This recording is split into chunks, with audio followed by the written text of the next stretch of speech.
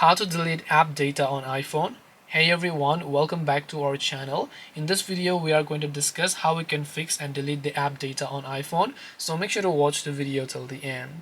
Now if you want to delete the app data on your iPhone, if you open up settings and then you go to the general option, then you go to the option called iPhone storage. Here you should be able to set different sort of apps. Now unlike the Android application where if you select Instagram you would like to clear the data, you'll find the clear app data option, but for iOS you only have offload option that is not going to actually get rid of your data. So the only way to delete all the app data on your iPhone is to simply delete the app itself and reinstall the app and re-log into your account. Only then you will be able to go ahead and then delete those app data.